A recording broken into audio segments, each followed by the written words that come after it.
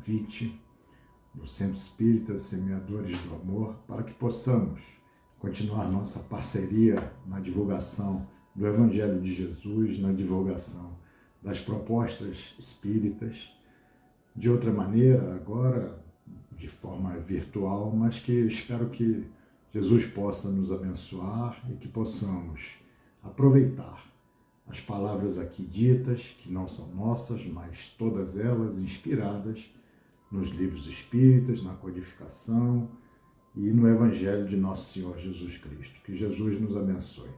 O tema de hoje é o desafio da vida em família.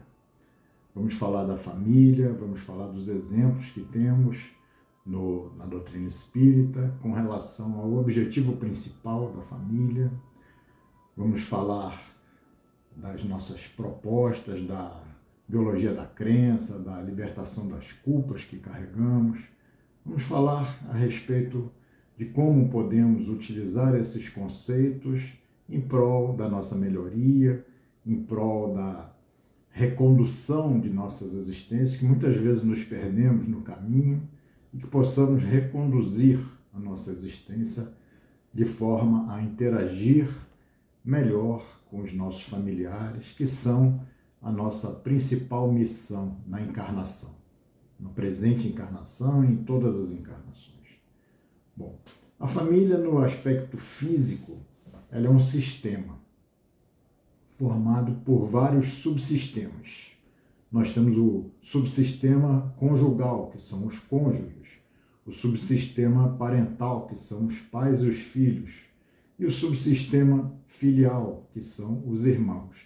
Cada um desses subsistemas tem relações próprias e interagem esses subsistemas. É importante que a gente não confunda cada um desses subsistemas e que cada um deles possa ter seu espaço, possa ter a sua oportunidade de ser cultivado e de ter uma relação sadia em cada aspecto dessa família. Camilo, que é o espírito mentor, orientador de Raul Teixeira, nos diz que os laços de sangue impõem força capaz de promover a solidariedade, de incentivar o bem-querer, de instaurar, pouco a pouco, as bases fulgentes do amor. Cada família, só aquela família, tem um entendimento de alguns significados que nós que estamos fora daquele grupo familiar teremos muitas dificuldades de aprender e de compreender esses significados.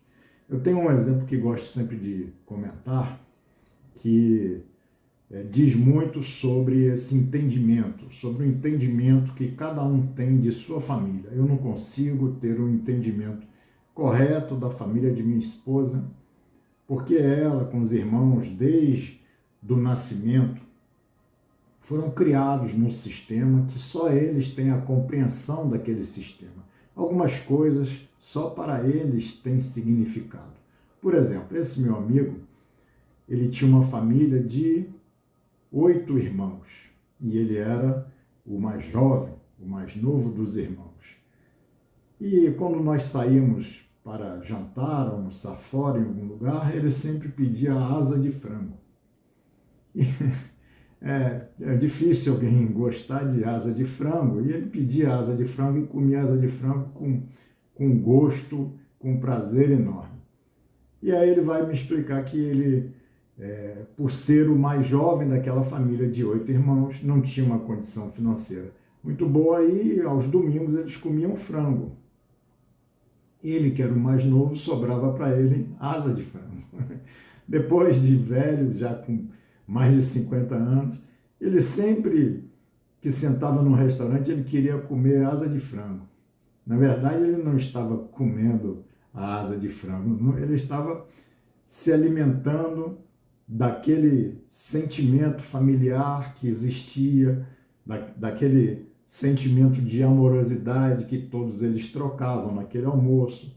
Então, a asa de frango tem para ele um significado totalmente especial e que só ele pode compreender o que significa asa de frango. Assim acontece conosco. Cada família nossa tem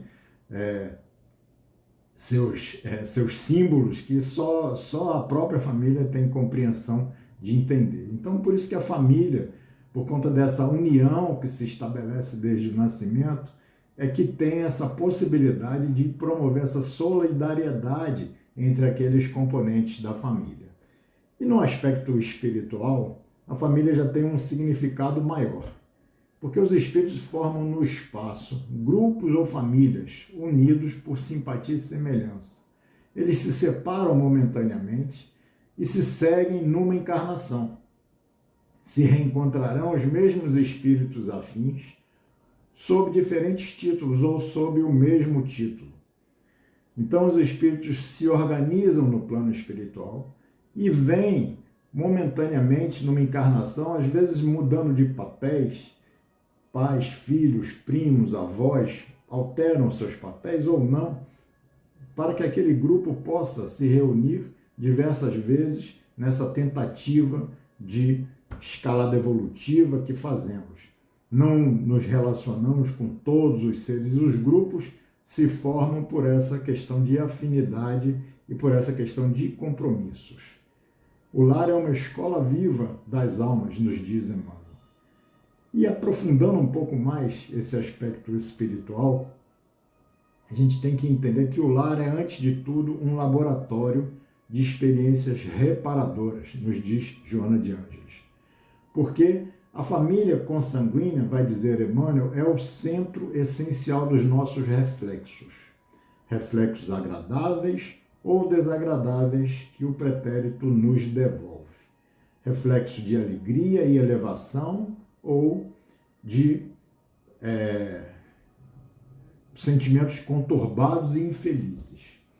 Então, o objetivo da família, muitas vezes, não só por afinidades também por ódios, nós nos prendemos por amor e por ódio, nos vinculamos a outros seres e a harmonização se dá aqui no plano físico, porque muitas vezes no plano espiritual é muito difícil essa aproximação com energias tão distintas que temos uns com os outros. O plano espiritual é um plano de afinidade, mas aqui as afinidades se criam. Afinidades que não existem lá no plano espiritual, aqui elas passam a existir e aqui é essa ferramenta para que se construa uma família afim com aqueles que não eram afins.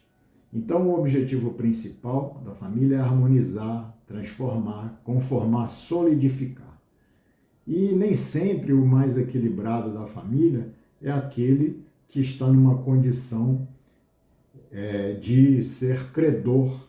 Muitas vezes o mais equilibrado, ele é o devedor. É ele que tem aquela missão de reequilibrar aqueles seres que ele trabalhou no desequilíbrio desses. Vivemos muitas existências e essas muitas existências vão se reequilibrando, os nossos atos equivocados do passado vão se ajustando em cada nova existência a partir dessa formação da família que nós aqui criamos para esses ajustes e para essas compensações. Temos exemplos que nos esclarecem esse objetivo fundamental de ajuste e de harmonização entre os seres. Por exemplo, no livro Nosso Lar, de Francisco Cândido Xavier, o espírito André Luiz, nós temos o exemplo da mãe de André Luiz, que lhe esclarece que seu pai estava numa condição de dificuldade no umbral, com dois espíritos, duas moças, com as quais ele tinha tido relações e eram suas amantes enquanto encarnados, e que elas prendiam ele no umbral e eles estavam os três presos numa condição de dificuldade. E ela dizia que ela continuava amando-o e que iria fazer um mergulho na encarnação para recebê-lo novamente como esposo e para receber aquelas duas moças como filhas, para viver como esposa e poder auxiliar então os três numa nova oportunidade de harmonização e de ajuste. Temos também a reencarnação de Segismundo, no livro Os Missionários da Luz, uma reencarnação difícil, porque Segismundo tinha, numa encarnação anterior, assassinado Adelino, e com o objetivo de ficar com Raquel, que era a esposa de Adelino.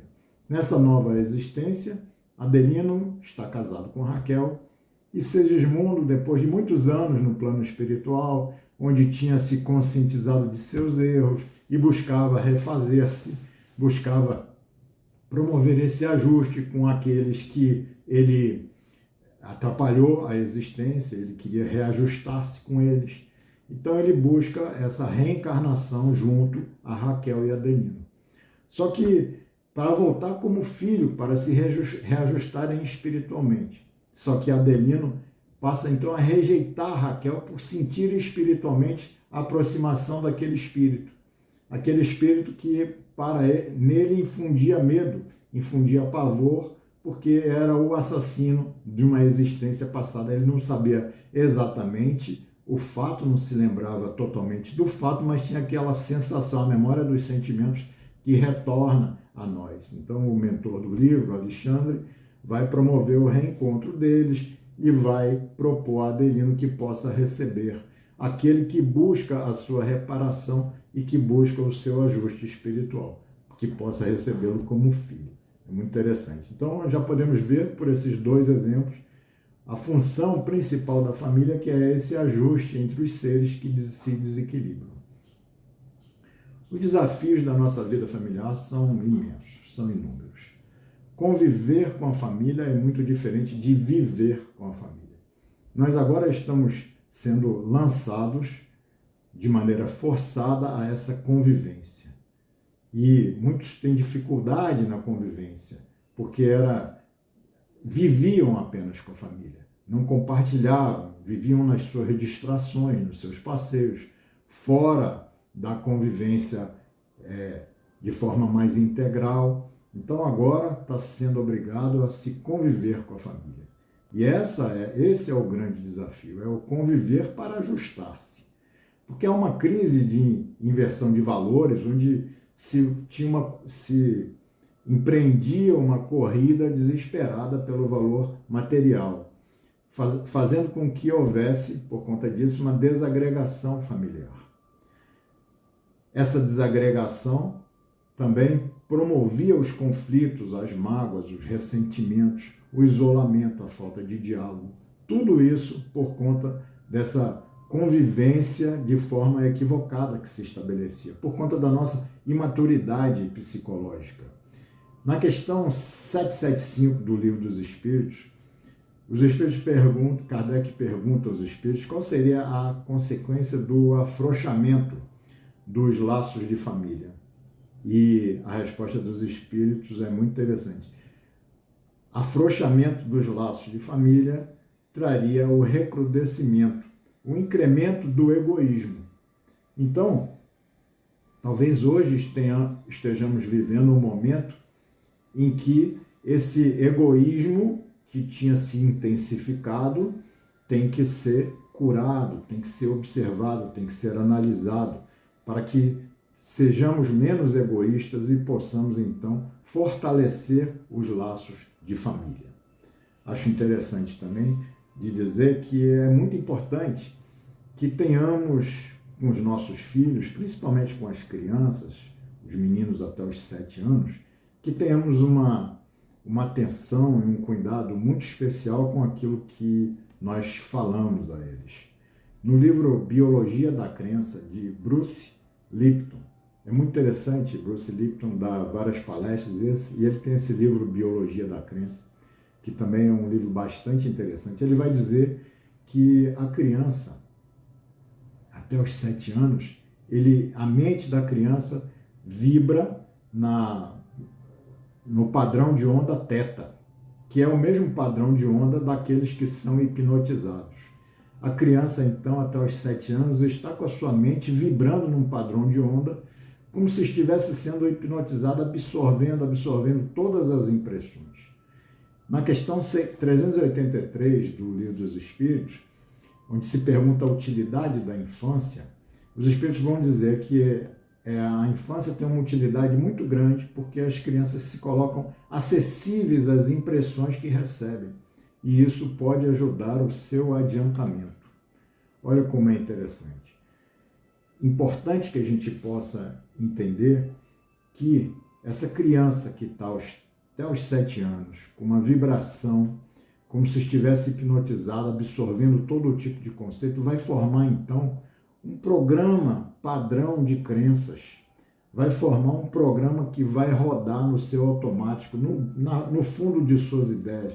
Então, muitas vezes, sem sabermos desses efeitos, nós viramos para a criança e nós falamos: você não faz nada certo, você faz tudo errado. Olha o perigo de um tipo de colocação dessa para uma criança que está com a sua mente vibrando num padrão de onda de uma pessoa hipnotizada. Depois, essa criança, aos 20, aos 30 anos, vai ter no fundo de sua mente, de forma inconsciente, uma ideia de que ela não faz nada certo, de que ela faz tudo errado.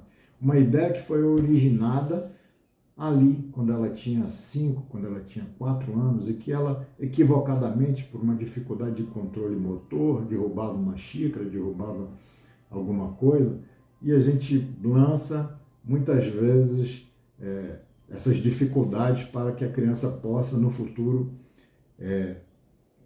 resolver-se. Então, os pais, eles têm uma responsabilidade muito grande com os filhos. É importante que a gente não adote crenças que nos desvalorizem, porque essas crenças que nos desvalorizam, elas viram conflitos internos. Muitos de nós carregamos conflitos. São conflitos inconscientes, criados através de agressões familiares ou de vidas passadas. E esse conflito vai fazer com que a gente tenha a nossa mente em luta. E quem tem o seu mundo interno, a sua mente em luta, vai estar em luta com o mundo fora de si, com o mundo à sua volta. Porque o que está dentro está fora de nós também. Aquilo que nós temos dentro de nós, nós projetamos para fora de nós. Se nós vivemos com a nossa mente numa luta íntima, nós vamos projetar uma luta também para o exterior. Vamos buscar uma constante luta com todos aqueles.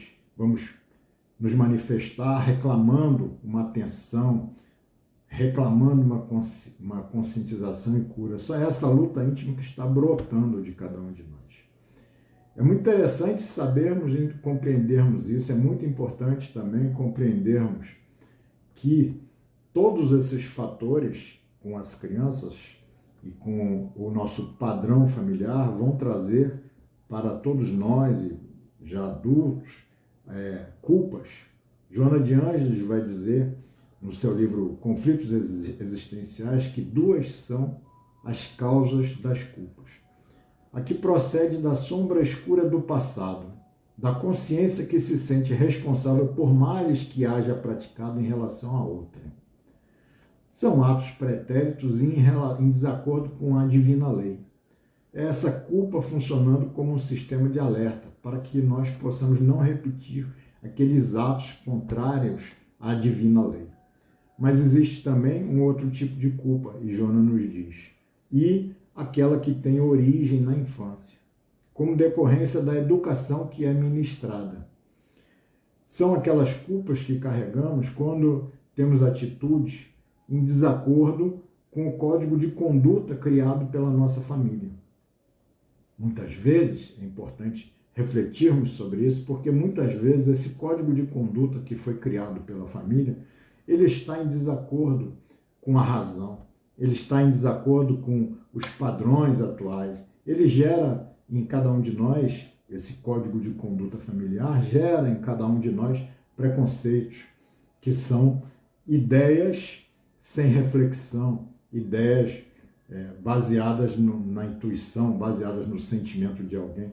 E depois nós vamos trabalhar ou viver contra algum tipo de preconceito que equivocadamente esteja instalado em nós, e nós vamos nos sentir culpados. Então é importante o conhecer-se a si mesmo, analisar-se, identificar o tipo de erro para a gente poder fazer então um caminho de reparação. Identificar se aquele tipo de conflito, aquele tipo de culpa que eu carrego hoje, ele vem de algo que eu tenha perpetrado contra a divina lei, ou se ele vem de algum tipo de postura que eu esteja adotando em desacordo com o padrão, com o sistema de crenças familiar, que muitas vezes esse sistema de crenças não está válido, não é válido.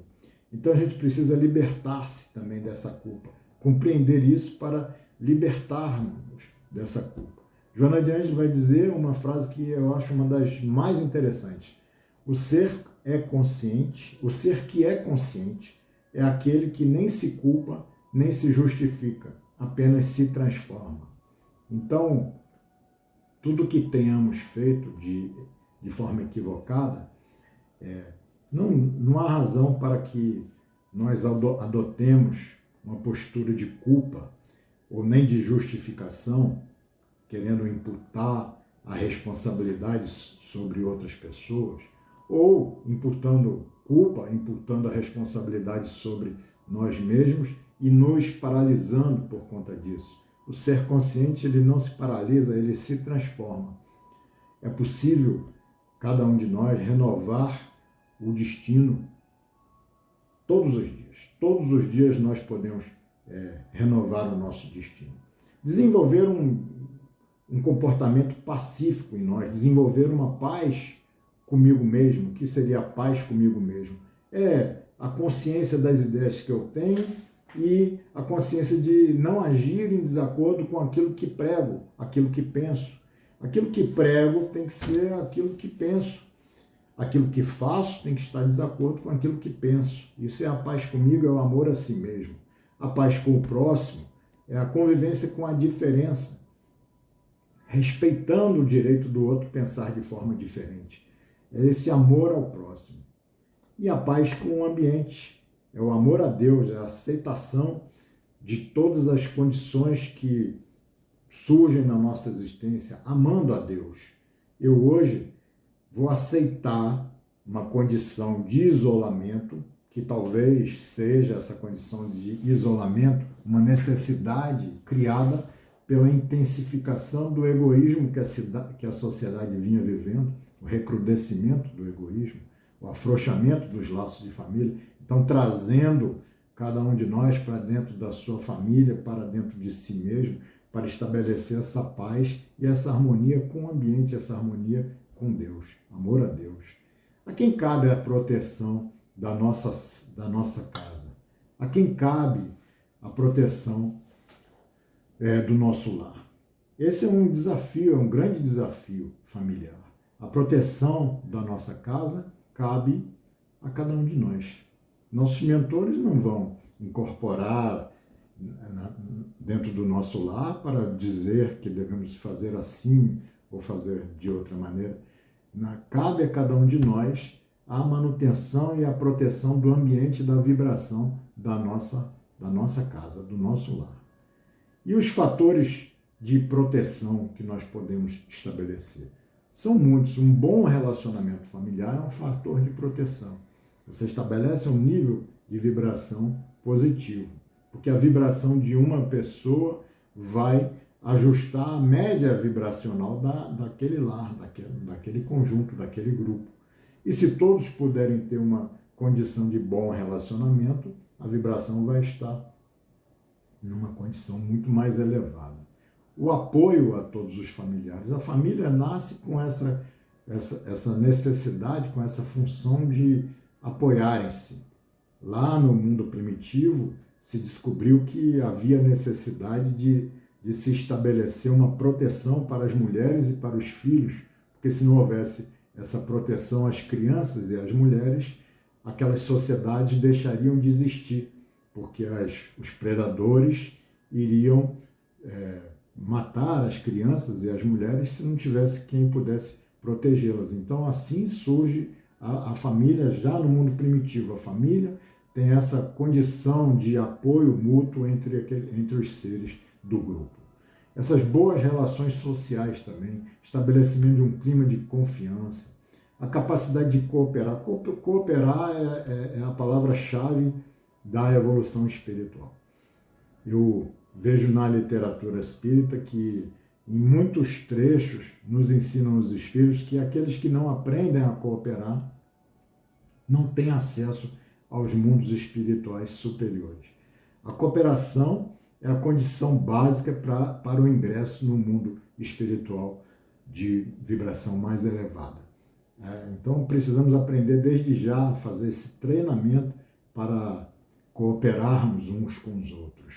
estar abertos ao conhecimento, às novas ideias. Integração, a família precisa ter uma integração social, prática de esportes, igrejas, clubes, outras atividades que possam fazer o bem. E aquela frase de Emmanuel que é muito interessante. Como é que podemos ser benfeitores de 100 ou 1000 pessoas se ainda não aprendemos a servir 5 ou 10 criaturas no seio da nossa família? Então, para a gente caminhar para o fim dessa curta preleção, eu acho que corri até um pouco demais, mas para que a gente possa, pelo menos, participar e estarmos integrados, que a gente possa então compreender que aquilo que a gente não faz na existência física, no plano espiritual nós teremos que fazer. Porque as atividades pendentes terão que ser realizadas aqui, tanto aqui como lá. E aqui talvez seja muito mais fácil de fazermos esse ajuste, esse equacionamento com os dramas do passado ou com os ajustes necessários do que lá. Nós temos aqui a história no livro Os Mensageiros, que eu gosto de contar, a história de Alfredo e Paulo.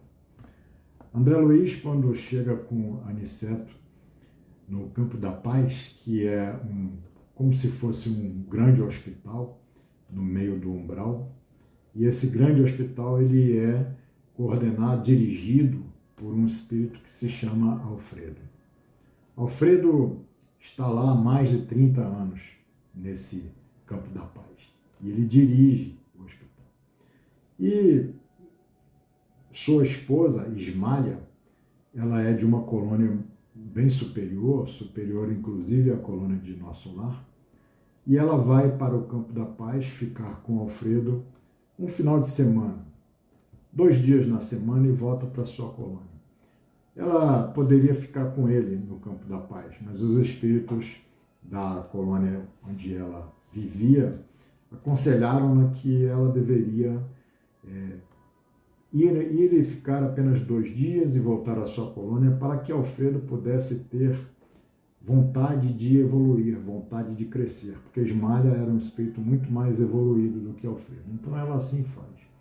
E Alfredo, inspirado nessa necessidade de crescer e de evoluir, ele faz uma trajetória muito grande na busca da recuperação de si mesmo. Essa trajetória, talvez inspirada por esse comportamento e essa condição de Ismália, ele queria crescer, queria melhorar-se. Enquanto ele estava encarnado, Alfredo tinha um sócio que se chamava Paulo. Alfredo considerava muito as palavras de Paulo. E Paulo lhe dizia muitas coisas, ele procurava sempre atender a Paulo com muita consideração. E Alfredo, casado com Ismália, encarnado, Paulo começa a dizer para Alfredo que Ismália o estava traindo. Porque Paulo se interessa por Ismália, tenta se aproximar de Ismália, mas não encontra nenhum espaço. Ela não lhe deu nenhuma possibilidade para que ele se aproximasse. Então ele começa a falar que Ismália o estava traindo Alfredo.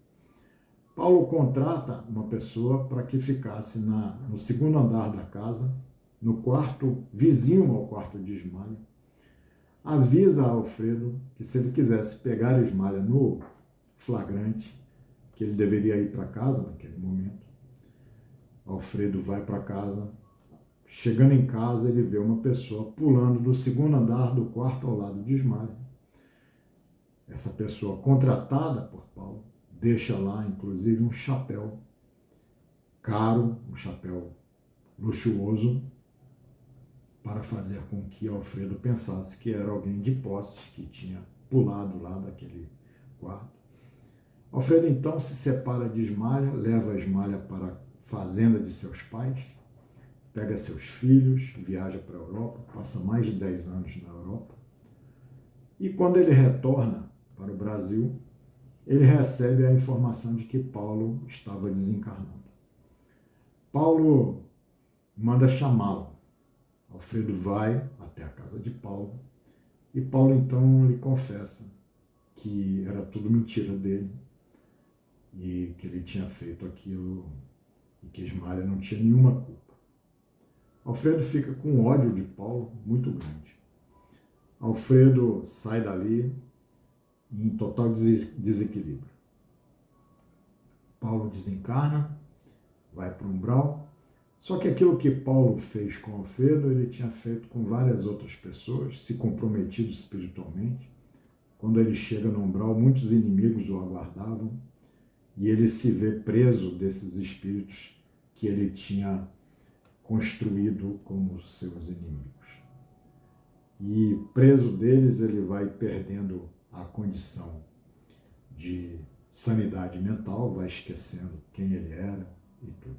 Alfredo também desencarna numa condição difícil, por conta do ódio que ele carregava de Alfredo. Ele vai, ainda encarnado, ele vai buscar Ismália, mas ao chegar na fazenda de seus pais, ela já tinha desencarnado. Alfredo desencarna numa condição de muita dificuldade, por conta do ódio que sentia, mas não tinha tantos inimigos e estava apenas perdido.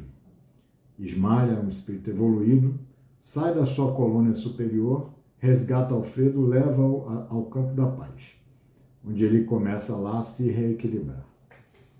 Ele começa a entender que para que ele pudesse conseguir um equilíbrio, para que ele pudesse equilibrar-se como espírito e evoluir, ele precisava refazer os seus sentimentos em relação ao seu inimigo. Então, Alfredo começa a buscar Paulo no umbral, encontra-o e leva-o para o campo da paz. E lá começa a cuidar de Paulo, conversando com ele. Aniceto leva André Luiz. Em determinado momento, eles estiveram lá no campo da paz, existia um galpão com mais de 2.500 espíritos que se encontravam dormindo. E esses espíritos se encontravam dormindo por dois motivos. Porque não acreditavam na vida depois da morte e porque não queriam acordar para ter que enfrentar a própria consciência. Nesse momento, vai André Luiz, Aniceto, Ismália, Alfredo, todos eles oraram para aqueles espíritos num dia especial. E Alfredo conseguiu, naquela oração, emitir de si uma luz azul muito bonita, uma luz superior à luz que André Luiz conseguiu emitir, uma luz de grande beleza. A luz de maior beleza era a luz de Ismália, o espírito mais evoluído que conseguiu emitir em direção àqueles espíritos. Mas Aniceto leva André Luiz para visitar Paulo, que estava naquela condição de não saber quem era.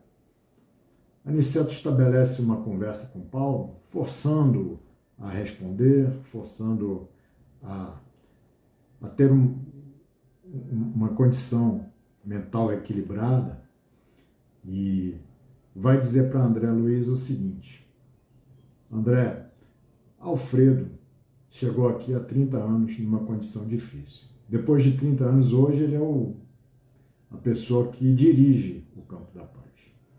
E ele veste-se de luz, pois compreendeu as próprias necessidades no aperfeiçoamento de si mesmo. Há muitos anos conversa com Paulo diariamente. Primeiro, necessitado de reconciliação.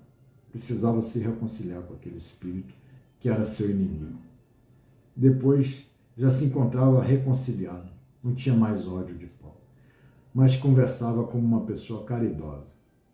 Mais à frente, com entendimento, comparando situações, já até com um sentimento positivo em relação a Paulo. Em seguida, ele sentiu piedade. Logo após, experimenta simpatia. À medida que ele vai modificando aqueles sentimentos que ele tem em relação ao ex-inimigo, ele vai modificando também a sua vibração como espírito. E agora, diz Aniceto, André Luiz, conquistou a verdadeira fraternidade, o amor sublime de irmão ao ex-inimigo.